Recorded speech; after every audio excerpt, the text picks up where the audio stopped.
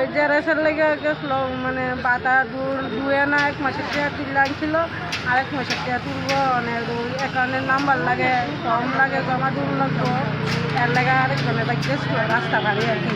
ঠিক আছে, এবারে আইতো লুয়ে আইলেন, গাইতো সমান আইতো লুয়ে আসি মানে কি হয়েছে মানে বাড়ি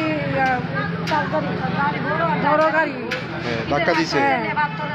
এই আপনারা কিভাবে খবর পাইছেন পরে? খবর পাইছি, মানে আমরা বাড়ির পাশাপাশি মানুষ চিল্লাচিল্লি লাগছে, রাস্তার ভিতরে শুনছি। তা হাসপাতালে কে আনছে? হাসপাতালে আমার মাসি, আমার ভাই আনছে। ফায়ার সার্ভিস আনছে। এখন কি জীবিত আসেনি না মৃত? মৃত্যু নাই হয়েছে? নাই গেছে গা। আচ্ছা, নামটা কি ওনার? নাম কি? উষা দাস। বয়স কত? ষাট। বাড়ি কোন জায়গায়? বিদ্যুনগর। গাড়িটা আটক করা হয়েছে নি? গাড়িটা আটক রয়েছে, মানে ড্রাইভার গেছে গা। হ্যাঁ। আপনি কি শুনছেন? আমি শুনছি অ্যাক্সিডেন্ট হয়েছে, কেমনে হয়েছে বা রাস্তা ক্রস করতে গেছে, তারপরে গাড়ি বাড়ি মারছে। কি গাড়ি আসছিল? টিপার গাড়ি, বড় টিপার গাড়ি আছে, কোন জায়গাতে হয়েছে ঘটনা? যা বিদ্যুনগর রানীবাজার। তো উনি মানে বাজারে কি কারণে গেছিল?